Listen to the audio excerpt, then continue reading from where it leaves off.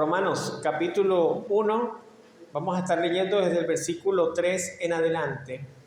En el nombre del Padre, del Hijo y del Espíritu Santo de Dios, acerca de su Hijo, nuestro Señor Jesucristo, que era del linaje de David según la carne, que fue declarado Hijo de Dios con poder según el Espíritu de santidad, por la resurrección de entre los muertos, y por quien recibimos la gracia y el apostolado para la obediencia a la fe en todas las naciones por amor de su nombre, entre las cuales estáis también vosotros, llamados a ser de Jesucristo.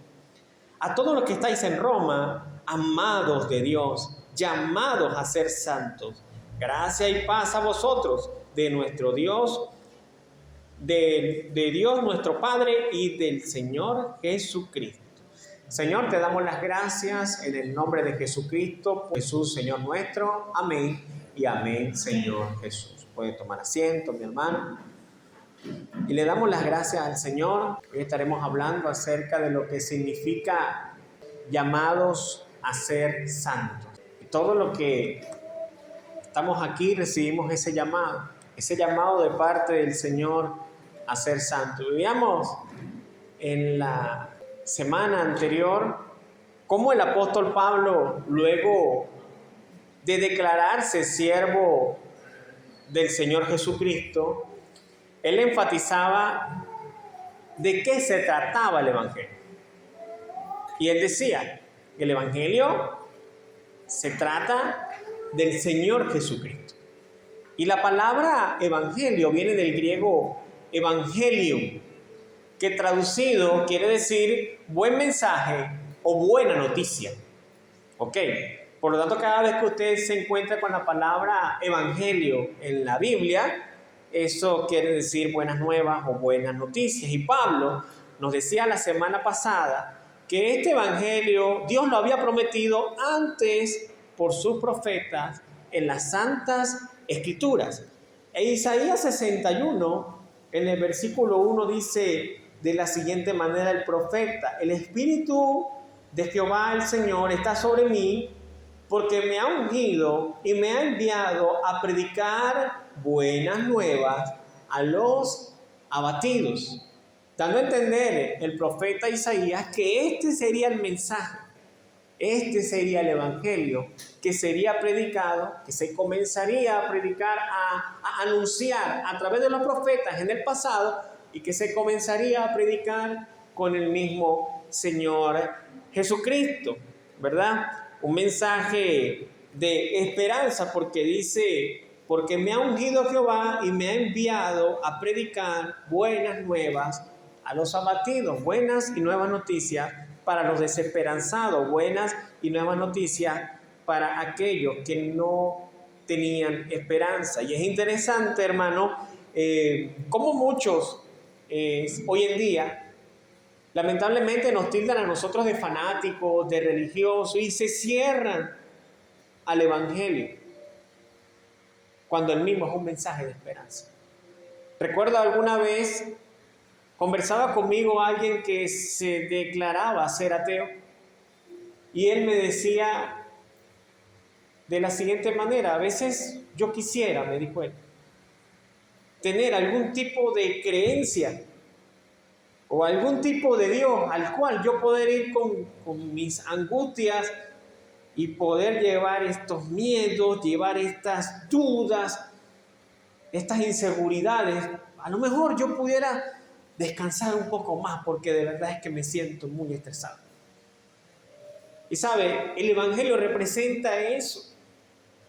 Para una persona que no tiene el Señor, se representa un mensaje de esperanza, representa un mensaje de que hay algo más, y esa esperanza y ese algo más nos lo tiene el Señor. En el Nuevo Testamento, el Evangelio según San Marcos, en el capítulo 1, desde el versículo 14, cuando el Señor principia su ministerio, dice: después que Juan fue encarcelado, Jesús vino a Galilea, predicando el evangelio del reino de Dios, diciendo: el tiempo se ha cumplido y el reino de Dios se ha acercado. Arrepentíos y creed en el evangelio. ¿Qué comenzó a predicar el Señor?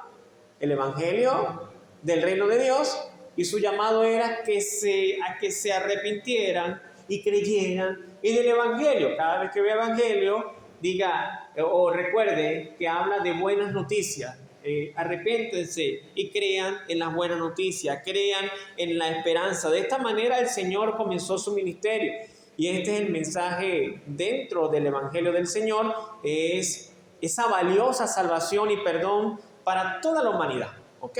Lo vamos a ver en el libro de Romanos, que el apóstol Pablo lo va a enfatizar diciendo: al que creyere, al judío primeramente, y también al griego, es para todos, amén, no solamente para la nación judía de donde vino el Señor. Entonces podemos entender que este evangelio no se trata de nosotros.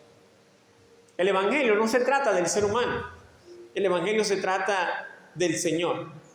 Y esto es relevante, hermano, porque estamos en un tiempo en el cual se exalta mucho a un ministro, ¿verdad? En el cual se exalta mucho al ministro y se hace referencia al hombre que ministra una y otra vez, como si se tratara de él. No sé si alguna vez ha visto quizás alguna propaganda que esta semana nos va a visitar en nuestro país el profeta fulano de tal que trae una palabra poderosa, exaltando muchas veces, utilizando el evangelio para exaltar al hombre, cuando el mensaje no se trata del hombre, sino que se trata del Señor. Y en este tiempo se exalta inclusive no solamente al hombre, sino a la iglesia a la cual pertenece esta persona, a los logros conseguidos por esta persona. Y antes que exaltar al Señor, por el cual el hombre y la mujer de Dios logran algo dentro del evangelio. Y salvando la distancia, esta fue la historia de los reyes de Israel, de los reyes en el pasado. Me llama mucho la atención cuando vemos la historia, del rey Usías. Porque el rey Usías fue un hombre que cuando comenzó su reinado, fue un hombre que él decidió en persistir a buscar a Dios, y lo prosperó Dios porque Usías lo buscó con todo su corazón. Y después dice la Escritura que Usías llegó a ser un hombre muy grande, uno de los reyes más destacados que tuvo la nación de Israel. Pero dice la palabra del Señor, pero que cuando ya se hizo grande, cuando Dios le había dado esa respuesta de ser amigo de la agricultura, de ser un tremendo ingeniero, de ser un hombre inventor de máquinas en el desierto. Y dice la palabra del Señor que Dios lo hizo altamente poderoso. De ningún rey tú vas a leer que la Biblia diga esto, sino del rey Usías. Pero cuando ya se hizo grande, dice la palabra del Señor, su corazón se enalteció para su ruina. Y se olvidó que él llegó hasta allá porque Dios lo llevó hasta allá. Y hoy en día eso se ve reflejado. Muchas personas consideran tener el uso que tienen porque son especiales y se olvidan que su mensaje es el mensaje del evangelio, es el mensaje de Cristo. No es hablar de nosotros, es hablar de Cristo. Amén. Y dice la palabra del Señor que los reyes en el pasado, como Usías, se volvieron arrogantes. Y por esa arrogancia terminaron mal. Por eso el apóstol Pablo nos dice que el evangelio no se trata de nosotros, sino que se trata del Señor Jesucristo. El apóstol Pablo lo declara en el versículo 3 y 4, acerca del Señor Jesucristo, acerca de su Hijo, nuestro Señor Jesucristo, que era del linaje de David según la carne. De él era el evangelio, acerca de su Hijo, nuestro Señor Jesucristo, que era del linaje de David según la carne, que fue declarado Hijo de Dios con poder, según el Espíritu de santidad, por la resurrección de entre los muertos. Y acá podemos entender lo que el apóstol con gran claridad nos destaca, y es que Jesús es Dios. Y esta es una doctrina base y fundamental en todo creyente. Todo creyente debe reconocer la deidad del Señor Jesucristo. Esa es doctrina base fundamental de nosotros como creyente. Y Pablo lo reitera en 1 Timoteo 3:16. Mira cómo el apóstol Pablo lo resume de una manera magistral. Dice: e indiscutiblemente grande es el misterio de la piedad. Dios fue manifestado en carne, justificado del Espíritu, visto de los ángeles, predicado a los gentiles, creídos en el mundo y recibido arriba en gloria. ¿Ah?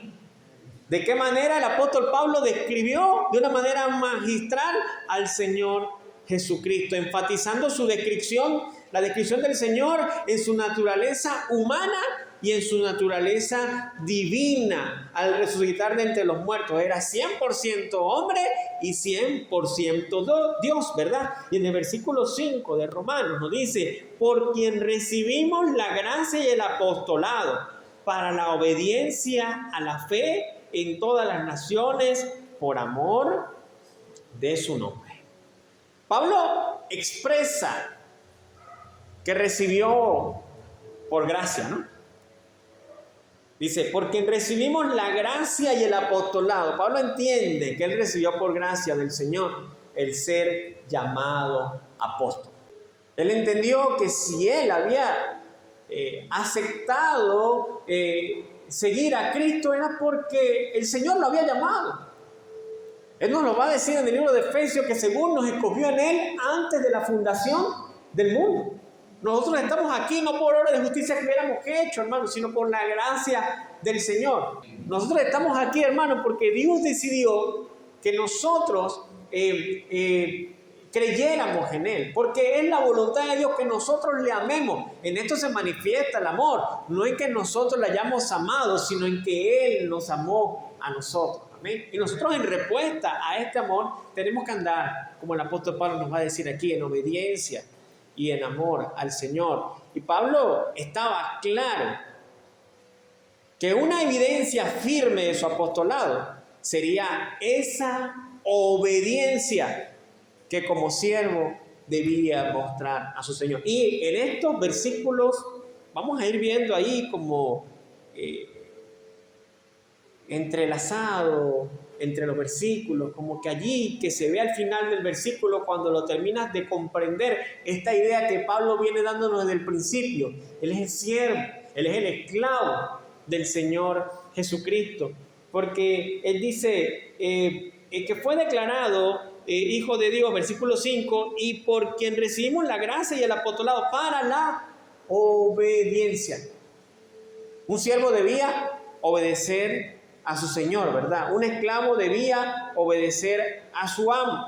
Y Pablo estaba claro que su apostolado sería por obediencia y fe, y que como siervo él mostraba esa obediencia al Señor. Es decir, Pablo no podía describirse como apóstol del Señor Jesucristo y no obedecer su voluntad, porque eso era contrarreproducente. Describirse como esclavo del Señor Jesucristo, describirse como siervo, como apóstol del Señor Jesucristo y desobedecer. Hoy en día hay ese tipo de inconveniente dentro de la iglesia. Muchos se llaman hijos de Dios, pero no lo obedecen. No puedes llamarte hijo de Dios, no puedes describirte a sí mismo como hijo de Dios. El apóstol Pablo decía que había sido llamado por la gracia y el apostolado, había recibido la gracia y el apostolado para la obediencia. El Señor nos llama para que le obedezcamos.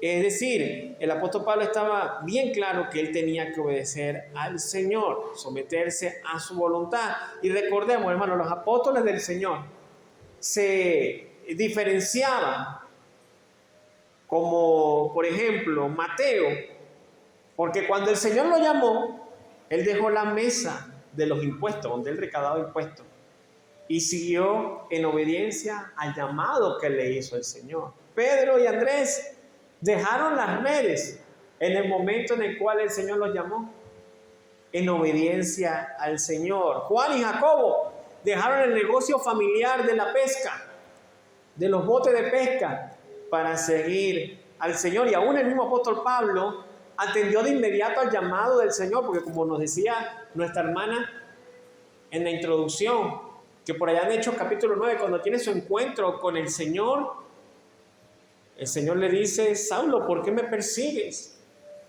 Y Saulo responde: Señor, ¿quién eres? ¿Y qué quieres que yo haga?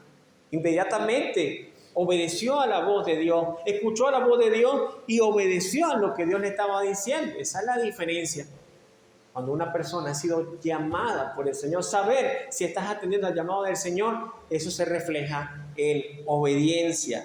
Entonces podemos entender que los llamados del Señor, como los apóstoles, no solo deben obedecer al Señor, sino también deben presentar el Evangelio para que otros también le obedezcan. Porque dice la versión Pechita, de este mismo versículo, lo describe de la siguiente manera: porque recibimos la gracia y el apostolado entre todos los gentiles para que ellos obedezcan mediante la fe de su nombre. Fíjate que esta otra versión nos enseña que una vez que nosotros somos llamados a la obediencia, tenemos que enseñar a otros a que obedezcan al Señor. Amén. Por medio de la fe en el nombre del Señor. Versículo 6 dice: entre los cuales estáis también vosotros llamados a ser de Jesucristo. ¿Fuiste llamados a ser de quién? De Jesucristo. ¿Pertenecer a quién? Al Señor Jesucristo. Vuelve a verse esta idea ahí entretejida de siervo y Señor, ¿no? Somos siervos del Señor Jesucristo. Versículo 7 dice: a todos los que estáis en Roma, amados de Dios, llamados a ser santos. Mira lo que dice, a todos los que están en Roma. La versión de Dios habla hoy, dice: Dios los ama.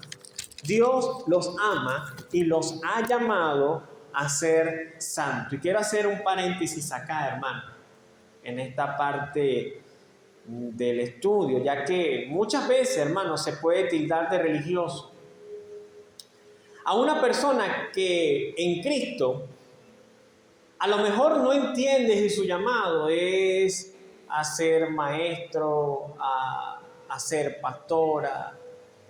No entiende si su llamado es a la evangelización o si será usado ministerialmente, qué sé yo, como misionero. No sabe si será utilizado en la parte de los cánticos, no sabe si será utilizado en las partes sociales. Esa parte, la persona cuando llega al evangelio a lo mejor no está claro qué es lo que voy a hacer, de qué manera voy a servir en los caminos del Señor, pero de qué manera será usado. Pero sí entiende algo la persona que ha sido llamada para el Señor, y es que esta persona entiende que debe santificarse y apartarse para el Señor. Y es donde viene la crítica de aquellos que de pronto, aun cuando te conocen, te condenan. Te condenan por no sacrificar un día de congregación solo para que tú la pases con ellos charlando, o te quedes con ellos en casa, o salgas de paseo. Son aquellos que hasta se incomodan contigo por no participar con ellos en conversaciones que vienen cargadas de críticas, de chisme, de quejas, ¿ah? Cuestionan hasta tu manera de criar a tus hijos en disciplina y amonestación del Señor. Ponle las pilas a ese muchacho, enséñale a que tenga muchas novias, porque un verdadero hombre es aquel que tiene muchas novias. Ponle las pilas a esa muchacha, enséñale que lo que no se exhibe no se vende, porque si no se va a quedar así como todas las demás, que no tienen un buen partido. Y tú dices: no, yo no le voy a enseñar eso a mi hijo, a mi hija. Yo voy a enseñarlos, a criarlos en disciplina y amonestación del Señor. Y ya comienzan a verte como con crítica. No quiere participar del chisme. No quiere, se la da de santurrón por su manera de vestir y de comportarse, por su manera de hablar, porque cuida de no sacar malas palabras. Porque cuando le preguntamos a este compañero de trabajo qué opina de aquel que nos está haciendo la vida a cuadritos, en lugar de ponerse con nosotros también a despellejarlo, a destrozarlo con sus comentarios, a lacerarlo con su lengua, lo que hace que dice: bueno, no sé, vamos a orar por él, vamos a buscar el lado positivo a esta persona. Y comienzan a enfadarse contigo porque dicen: oye, pero sí es ingenuo. ¿Por qué piensa de esa manera? ¿Por qué se comporta así? Porque hemos entendido que hemos sido llamados para ser santos. Cuando entendemos que somos llamados para la santificación, no reaccionamos como el mundo espera que nosotros reaccionemos. Y tú dirás, pastor, entonces yo estoy en pañales. No te preocupes, todos comenzamos así alguna vez. Todos los que estamos aquí para ser adultos, un día comenzamos siendo niños. Aún los apóstoles le dijeron al Señor Jesucristo, Señor, pedimos fuego del cielo como hizo Elías para que caiga sobre ellos y lo consume. El Señor le responde a sus discípulos, ustedes no saben de qué espíritu sois. ¿Por qué van a actuar de esa manera? Aún el apóstol Pablo, el Señor le decía a sus apóstoles, no reaccionen de esa manera, den lugar a la ira de Dios, quédense quietos, no hay problema, dejen que Dios se va a encargar. Pero ¿qué espera el mundo? El mundo espera que nosotros paguemos mal por mal, maldición por maldición. ¿Y a qué nos ha llamado el Señor? A poner la otra mejilla, a hacer el bien a lo que nos hace mal, a bendecir a los que nos maldicen. Dios mío, Señor, qué difícil es vivir en santificación. Para la carne sí, pero esa es la voluntad del Señor. Voy a hacer una pregunta en esta mañana y espero que la responda usted allí. No quiero escuchar su voz, quiero que usted la responda para adentro. ¿Okay? ¿Cuántos han entendido que han sido llamados por el Señor? Porque si lo has entendido, eso se demuestra en una vida santificada para el Señor, una vida apartada para el Señor. De esa manera se manifiesta que realmente hemos entendido que hemos sido llamados por el Señor. Y se van a quejar, hermano, porque no han entendido que como hijo de Dios has decidido ser santo. Por eso se van a quejar. Para ellos parecerá como que tú eres el que vienes digamos, a dañarle el momento, porque tú buscas lo correcto. Tú siempre vienes a dañarnos el momento. No importa que ellos piensen que tú vengas a dañarles el momento. Lo que importa es la opinión del Señor de cada uno de nosotros y de cómo actuamos en esos momentos. Es si nos comportamos igual que el mundo o nos comportamos como Dios espera de nosotros. Amén. ¿Sabes por qué? Porque has decidido apartarte del pecado, has decidido apartarte de la mentira, has decidido apartarte del chisme y de toda clase de inmoralidad. Cuando has entendido tu llamado, no solamente vas a afectar tu vida propia, sino la de los que están a tu alrededor. Son esas personas que se van a cuidar de decir malas palabras cuando estás tú, porque aquí hay una persona que solamente nos habla del Señor, o a lo mejor no todo el tiempo nos habla del Señor, pero siempre nos da un buen ejemplo. Y las personas van a buscar de guardarse de malas palabras, van a guardar de mostrarte en la pantalla lo que todos ellos están viendo, van a buscar de dejarte por fuera a la hora de que ellos miren con codicia a otra persona. No te van a preguntar tu opinión porque saben que tú has entendido cuál es tu llamado. Amén. Llamados a ser santos. Esto fue lo que el apóstol Pablo le dijo a la iglesia en Roma. Ok, porque según Pablo, en el versículo 7, dice que para eso fuimos llamados a ser santos. Y sabe, hermano, no es una decisión fácil para nuestra carne, como le decía hace un momento, cuando decidimos vivir una vida santa. Menos cuando todos mienten en su vida, ¿sí o no? Diariamente en las personas sale de sus labios mentira, y dejar esa práctica de verdad que puede que no sea fácil, pero te das cuenta que decir la verdad no siempre es grato. Y entonces tú dices, de verdad que vivir una vida en obediencia y en santidad apartado para el Señor no es fácil, pastor. Mejor llamado el loco, mejor no digo nada.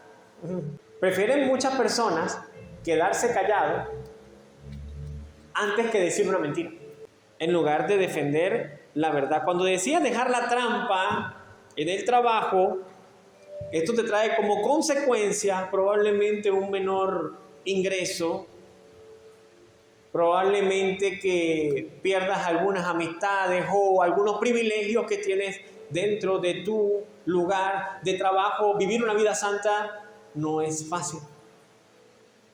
Ahora entendemos que es fácil cantar, he decidido seguir a Cristo. Es bonito cantarlo, es fácil lo que dice ese cántico, pero vivirlo, ahí donde la cosa se pone buena, ¿verdad?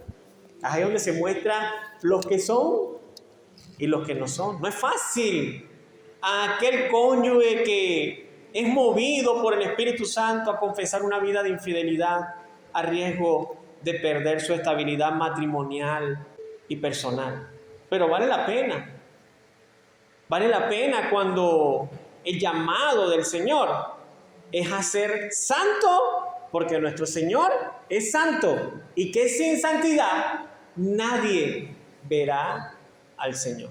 Según expertos, en grupos de personas que se han recuperado a adicciones o a abusos ocultos por más de 20 años, describen el pecado oculto como una infección que no se sana hasta que se expone a la luz. ¿Qué te parece?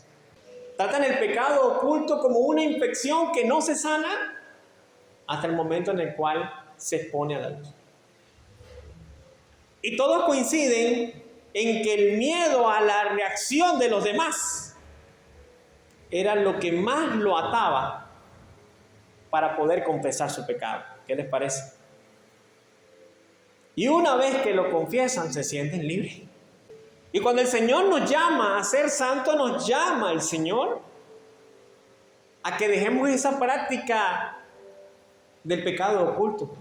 De ese pecado que nosotros cometemos, que sabemos borrar el historial y aquí no ha pasado nada. Pero ¿sabe? En la eternidad está el libro de los hechos, el libro de la vida, en la cual están escritas todas las cosas que hayamos hecho, sean buenas o sean malas. Y todas las veces que borramos el historial, allá queda escrito. Y todas las palabras que nosotros dijimos, de allá no se borran. Porque algún día daremos cuenta delante del Señor. Y por eso usted ve que hay muchas personas que andan con una vida, perdónenme por la expresión, con una vida miserable dentro del Evangelio. Con una vida miserable dentro de la familia, dentro de la sociedad, porque mientras que ve que todos sonríen, él dice, ¿cómo yo voy a sonreír si estoy siendo tremendo hipócrita? ¿Cómo yo voy a sonreír si estoy atado a este pecado? ¿Cómo yo voy a sonreír si estoy atado a esta inmoralidad? ¿Cómo voy a sonreír si soy una persona con una dualidad, con una vida doble? ¿Cómo yo no tengo fuerza para sonreír? Yo no soy una persona honesta, sincera y cargan con esa cruz todo el tiempo.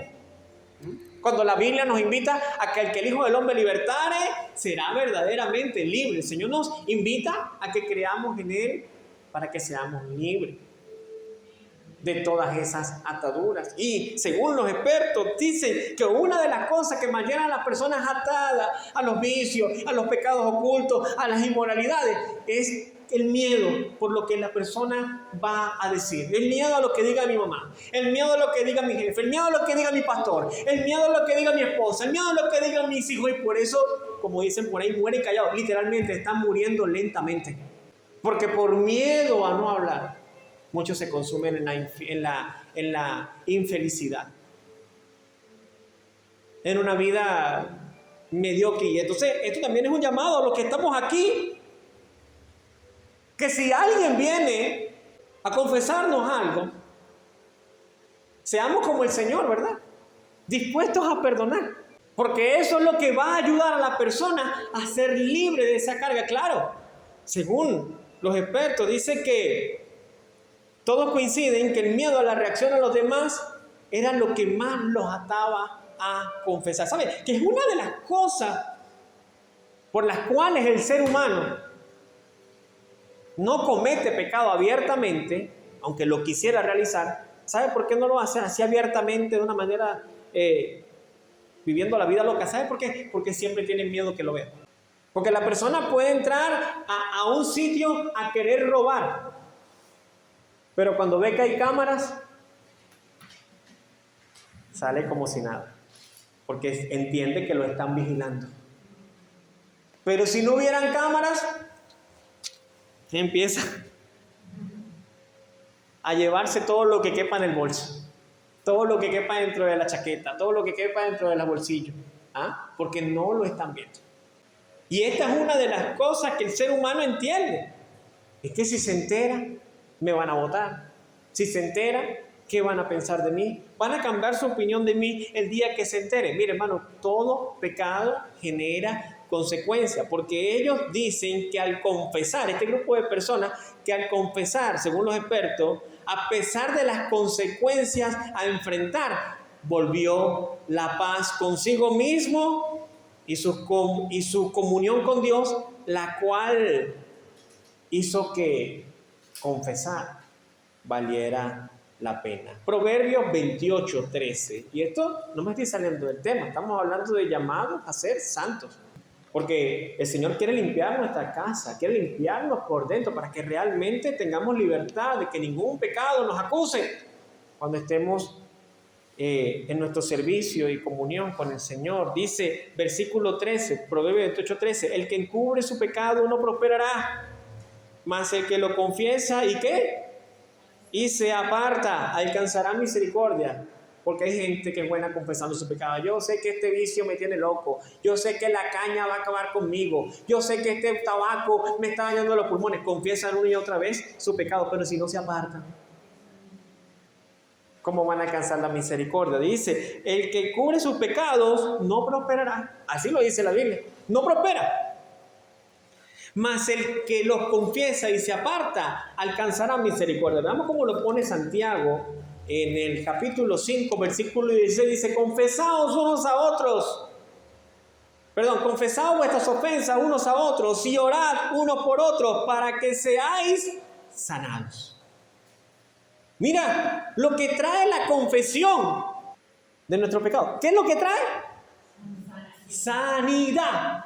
Y nosotros vemos y sacamos este versículo fuera de contexto, porque ¿qué es lo que sigue? Para que seáis sanados, para tu sanidad de tu alma, para tu sanidad de tu comunión con el Señor, para tu sanidad contigo mismo de tu corazón, porque dice, la oración eficaz del justo puede mucho, pero nosotros aplicamos la oración eficaz del justo, pastor, ore por mí, porque me duele la cabeza, porque la oración eficaz del justo puede mucho, pastor, ore por mí, para yo conseguir un empleo, porque la oración eficaz del justo puede mucho. Y sacamos ese texto de ese contexto.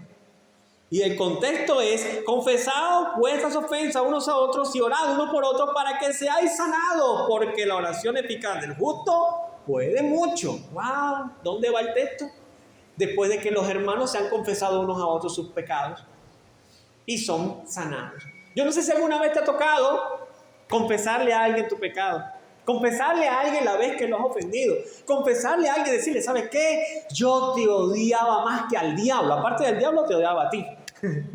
Pero de verdad, ya no aguanto más. Tenía que decírtelo. Y una vez que se lo dices a esa persona, te sientes, wow, qué descarga. ¿Cuántos de los que están aquí alguna vez les ha tocado decir? Pero no decírselo oiga, no decírselo porque no vaya a salir usted de aquí esta mañana diciendo, el pastor me dijo que le dijera la verdad a todo el mundo. No estoy diciendo eso, espérese. Estoy hablando de aquella verdad, de aquello que te tiene así, ¿sabe? Ahogado, que te tiene, que apenas puedes respirar, llegar y decir, confesar y declarar todo lo que fue, y te vas a sorprender de la actitud que puede tomar la otra persona. Si la otra persona está en comunión con el Señor, va a entender este texto y va a decir, sí, debo perdonar porque, ¿sabe? El Señor nos llama a eso, porque la oración eficaz del justo puede mucho. Oremos, tú oras por mí, yo oro por ti. Pero si la persona no está en comunión con el Señor, o está en inmadurez espiritual, o está en la carne, porque también pasa de muchas personas, que todo está bien mientras que no se metan con él. En el momento que se meten con él o le confiesan algún agravio, alguna falta, hasta ahí éramos amigos. ¿Verdad? Entonces la persona viene a nosotros queriendo soltar esa carga y él la suelta, pero ahí le empieza. ¿Ves? Y tenemos que ser nosotros los llamados a ser santos, no solamente tener la capacidad para pedir perdón, sino también tener la capacidad de perdonar. Santiago dice, confesad vuestras ofensas unos a otros y orad uno por otros para que seáis sanados. Tenemos que tener esa capacidad de perdonar al que nos ofendió y no tildarlo después, mira lo que me dijo, después de lo que me hizo, después de lo que ahora viene para que yo lo perdone. ¿Quién se ha creído? ¿Qué se ha creído ella? ¿Qué se ha creído él? No, ya va, espérate, el Señor nos ha llamado a que nosotros confesemos y nos perdonemos, los llamados a ser santos. No se pierda de vista, ese es el tema de esta mañana. Y para concluir, ya entrando en lo que es la conclusión, la parte final de este mensaje, comprendamos, hermanos, que al responder al llamado que nos hace el Señor, es decidir vivir una vida que nos acerque más a Él. Atender al llamado del Señor, es decidir vivir una vida que nos acerque más a Él. Una vida que gire en torno a la santificación. Porque como lo dijo Pablo a los hermanos en Roma, para esto fuimos llamados. ¿Y cómo lo saludó Pablo luego de presentarse? Él se despidió, o lo saluda, porque para nosotros es la despedida del mensaje hoy, pero para ellos era, Pablo se presentó y luego lo saluda, y en la saludación le dice, gracia y paz a vosotros de Dios nuestro Padre y del Señor Jesucristo. Recordando Pablo la bendición sacerdotal de Aarón, ¿sabe? Vamos a número 624, la última cita de esta mañana, de esta enseñanza. Número 624 dice en la bendición sacerdotal, Jehová te bendiga y te guarde. Jehová haga resplandecer su rostro sobre ti y tenga de ti misericordia. Jehová alce sobre ti su rostro y ponga en ti paz. El apóstol Pablo recordó la bendición sacerdotal, la bendición arónica, para bendecir a los hermanos en Roma. Y le dijo, gracia y paz. Gracia, porque por gracia somos salvos, ¿verdad? Y recibimos la inmensa bendición de Dios, ¿verdad? Y la paz, que es el efecto que produce el ser receptores de la gracia de Dios. ¿Aceptas la gracia de Dios? Vas a tener paz contigo mismo. Amén. Paz contigo mismo. Y él dijo de sí, mi paz les dejo, mi paz les doy, y yo no la doy como el mundo la da. La paz que nos da el Señor es aquella que aunque se nos murió un familiar, estamos llorando, pero sabiendo que algún día lo veremos en la eternidad. Si sé que este pariente partió con el Señor. Pero el que no tiene la paz del Señor sabe que ese familiar partió, sabe que está en la presencia del Señor, pero ve a esta persona desesperada arrancándose los cabellos porque no tiene la paz de Dios. El que tiene la paz de Dios sabe pasar la tormenta de una mala situación económica porque sabe que esto es transitorio, porque sabe que Dios va con él o con ella. Ese es el que tiene la paz de Dios. Es la paz que sobrepasa todo entendimiento, porque es para volverte loco la situación que tú estás pasando. Y cualquiera te ve y te dice, pero ¿cómo tú vas a tener esa paz en este momento? Porque esa es la paz que Dios nos da. Gracia y paz. Es lo que el apóstol Pablo le saludó, de la manera como el apóstol Pablo saludó a los hermanos en Roma. Y me acordaba cuando hacía esta conclusión que un cántico que escuchaba cuando era niño, mi mamá en la casa ponía un cántico que hablaba acerca de la paz y decía más o menos de la siguiente manera: yo tengo paz con Dios, yo tengo paz conmigo, yo tengo paz dentro de mi corazón, gracias a Jesús. Y esa es la paz que Dios quiere que tengamos nosotros. Paz con Dios, paz con nosotros mismos y paz dentro de nuestro corazón, gracias al Señor. Amén. Póngase de pie y vamos a darle gracias al Señor por esa paz